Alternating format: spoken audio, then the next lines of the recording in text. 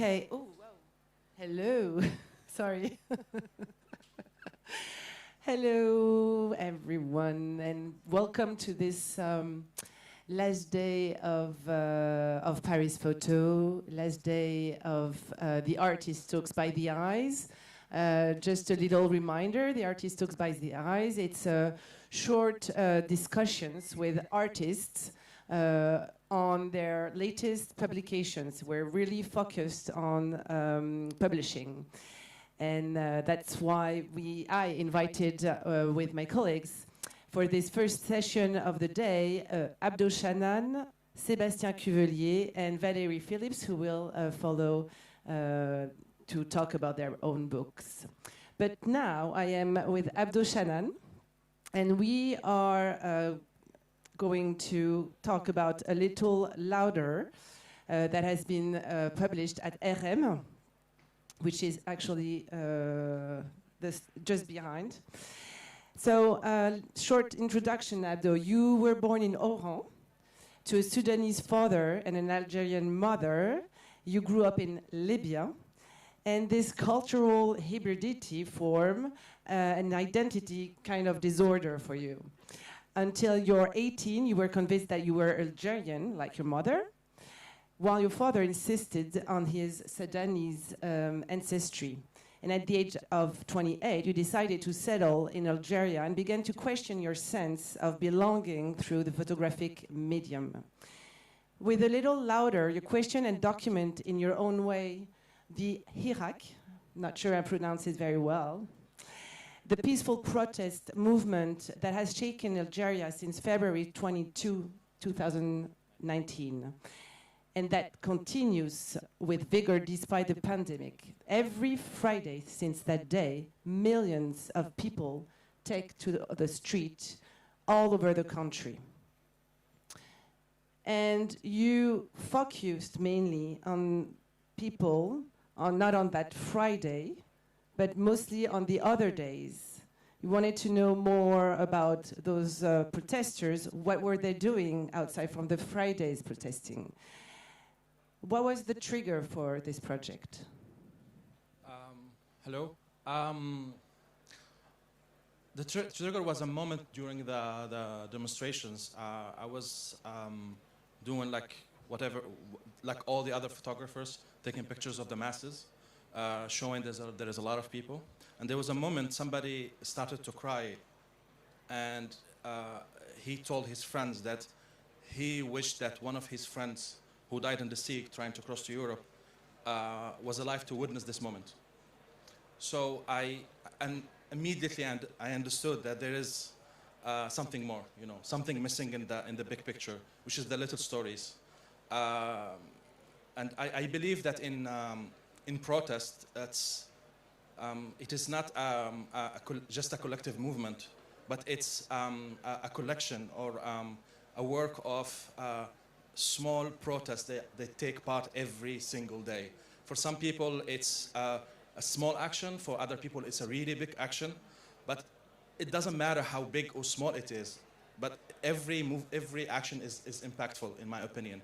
And what I felt is like this individual efforts are somehow invisible, in contrary to the collective effort. We always, put in front the number of people that we have 1 million protesters. I think from a very personal perspective, from a perspective where we are close enough to understand every person's motivation to be part of a protest. From that perspective, I think a protest with 1 million protesters is a protest with 1 million protests. And I think from that sense, it's much more impactful. But also it's my own way to question, is protesting the future to impose change in my country, but also in the world? Because in what happened in Algeria in 2019 came in a context where in many parts of the world, we witnessed many social arrests and popular movements. Some of them succeeded, some of them not. So I question, what is the future of this? What is the next step? I mean, we understand that working together is important, but what can we do more? Because obviously governments are now much more equipped than the people. And this is what happened in Algeria. The demonstrations start since 2 years ago. A lot of people were in jail, some of them are still in jail. And suddenly we don't have the same power we had. But the thing that is, for me, is sure, some people are still working, are trying to change things individually or in small groups. And you feel it's changing? I mean, the fact that they are so always every Friday protesting, showing that they're still there, they're still in resistance. Does it change something after 2 years? Do you feel this? First of all, the only people who are there every Friday is the police. Nobody goes out on the Friday. I mean, there was at some point, anybody, not anybody, but most of people who go out on Friday, even if you're going to buy some stuff, and it happened to my friend. He was arrested by police and kept in custody until, it was the end of the day. So they want to make sure that no more protest is happening. But something is for sure is that what they cannot prevent is the work that has been done from Friday to Friday, actually. The people who are trying to do something. They cannot control everybody. They can control the flow on the street, but they cannot control somebody, I don't know, who, like Salah Badiz, who's a writer and tried to create a platform for journalists in some kind of a platform where people contribute to this platform. Yeah. Your corpus of work, we can see it here on the PDF, and I'll circulate the book also. But is a mix of archives of image you produce, First I wanted to know, how did you meet those persons? How did you process by producing your own images? As I said, I questioned, whether protesting is the only solution that we have to try. And just after that, 1 year after the protest broke in Algeria, we had COVID, and suddenly, to protest wasn't even. It became dangerous, for health reasons. So there was no more demonstrations, and everyone was in his or her own home. What happened is just I contacted people that I already know. And as I always do, people lead me to other people. But what was important for me is that I go out of the capital, because all the media before focused on what happened in the capital, and the rest of the country was invisible. So I tried also to be outside of the capital. So I did this, and it was really important for me because I wanted to hear the other voices, the voices that are not. They're not heard, not because they are not loud. It's just because some people consider that one voice doesn't matter, but to me it does matter a lot. It counts because one voice can affect, a lot of people. That's why a little louder. Yes. So you gain trust. How did you gain trust of those people? Because is it dangerous for them to work with you? I guess it's not that easy. How did you gain the trust? As I said, some people I already know, and some people I were introduced by their friends, which directly I have this, trust. I was in the trust circle because I was introduced by somebody they trust. But also I always try to create the environment where it is safe. I always try to rent a place where it is not, very exposed, where we can meet and talk. So in a very pleasant way, but also it was still difficult because there is always this responsibility of what if this person is being arrested because of a picture I've made, or what if that I misrepresent these people, what if my opinion is damaging the image of a group of people. So there's always this back and forth. Question in my head when working with people, especially in the context at that time. And you published the book, and for the moment? Actually, for the moment, nothing happened. There was only one person, Karim, who was arrested like 2 or 3 months after that. But strangely enough, he was arrested. The police always, harassed him. But the portfolio was published in Mediapart here in France, and Karim told the friend who introduced me to him, told him that the authorities reached out to him and told him that now we know who you are and we will not bother you again. And since that article, he's not bothered. I don't understand how, magically, but I'm really happy. So I was saying close-up of faces, Arabic writings, quotes from protesters, images of objects, newspapers, archives. Now let's focus a bit on the editing, on the layout. How did you approach the editing of your book? First, when we discussed the book with Sandra and Juan, did the editing with me, the basic of the book was a book called Algeria by Derek Berkman, if I'm not mistaken. The name was about the Algerian Revolution in 55 and 62. The book was out in the 60s, and it showed the struggle of the Algerian people to liberate themselves. So we took this as a base. But in my mind, I kept in my mind that maybe, and it was COVID period, I was thinking that maybe there will be time in the future where protest will be no longer an option, and where we have to go to a museum to see those, material, as something from the past. So I thought about that, and I thought about also, for example, the loudspeaker. I took it in a way that is between material archived for museums, but also because some people were arrested in Algeria and sent to jail because they had artifacts that looks like something they would use in protest. So I thought also to photograph it as an evidence, that you protested, The writings also are, some of them are excerpts from the interviews I made with the people, individuals, and some of them are coming from the streets, from the protest, without indicating who said what. Is it a collective voice or is it an individual voice? I wanted everybody to be at the same level, so all of them, they have the same voice, and we cannot forget the idea of the power of collective, because I believe also in the power of the individual again. And also there's part of the archives, for example, like the picture of the revolutionary person with this is actually taken from the protest. Somebody was holding that.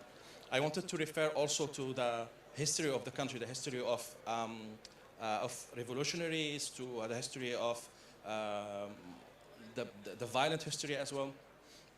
But this is something that is part of our tradition. But also I wanted also to refer to the same people who got us the independence, who are the same people, part of them are causing what we are going through right now in a way. And then the newspaper, it's as simply as because I wasn't really happy of how the newspaper actually covered You weren't unhappy, and you wanted to show that. Yeah, I wanted to show the change in the front page from being the front page, the movement itself, to being something just in the corner. Yeah. And what about the format? It's kind of because you worked really very closely with RM, I guess. Why did you choose this format? It's kind of unusual. Actually, it was and very simple. The idea was to have the format was Sandra's idea, is to have a format that resembles people standing, so tall people, people standing. And also the idea of having a book that is easily produced, easily transported, kind of the publications they used to make, for example, communist parties, to spread the word about their movement and all of that, stuff like that. This is not expensive, that is cheap, that is portable, that is, you can hide it in your pocket behind and walk. Your coat. Exactly, yeah.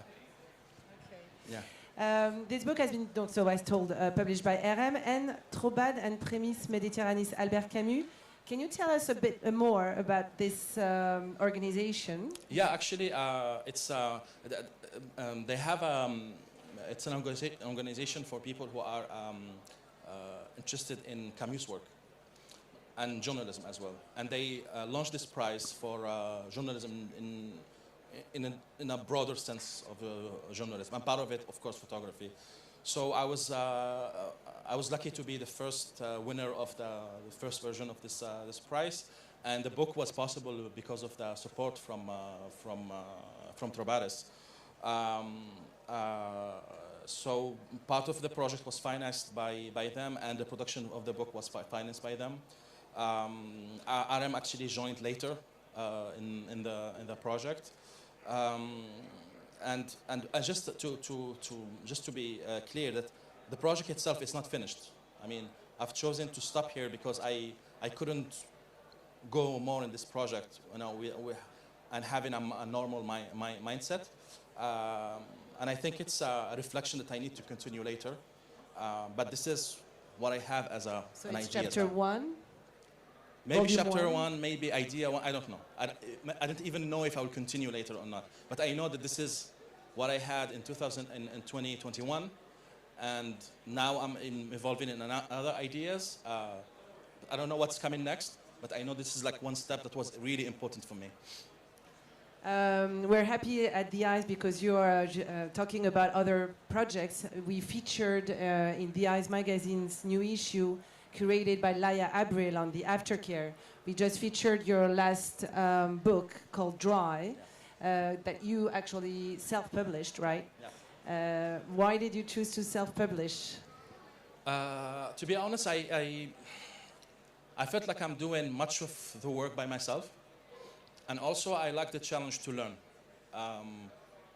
And I think it was important for me to learn a lot about the process of bookmaking, because I come from an environment where it is not always possible to work on this.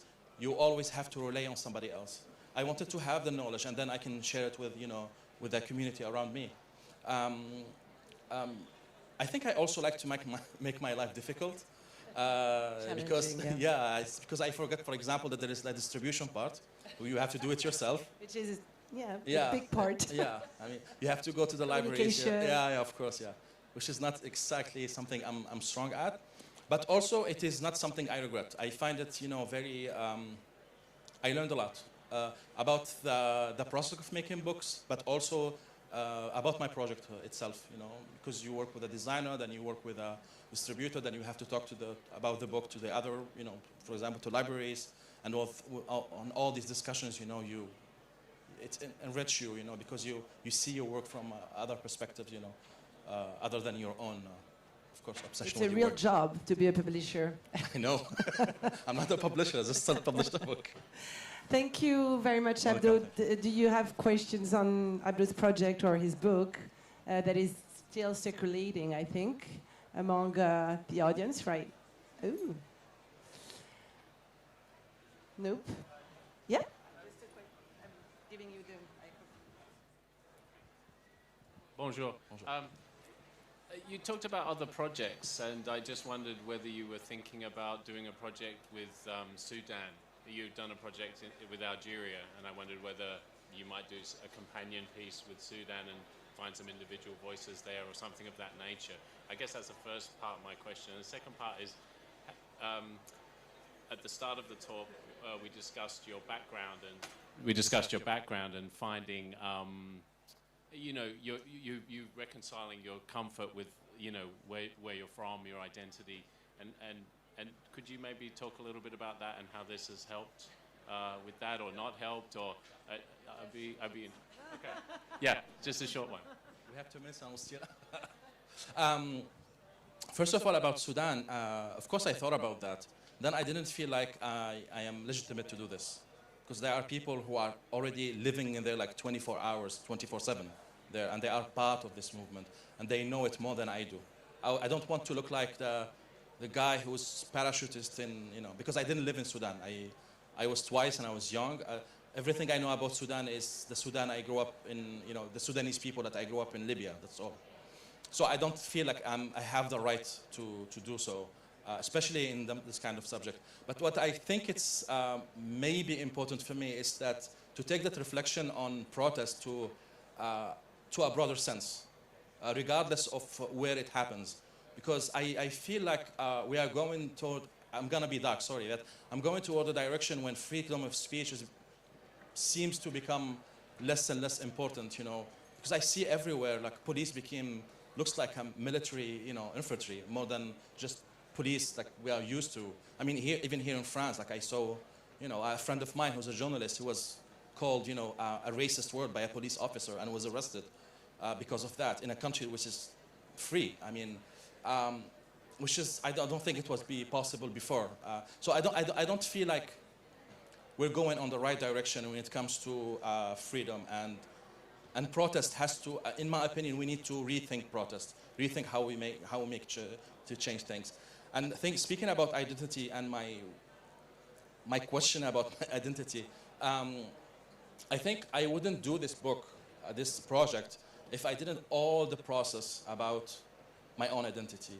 In sense of, I started to question who I am. I ended up thinking about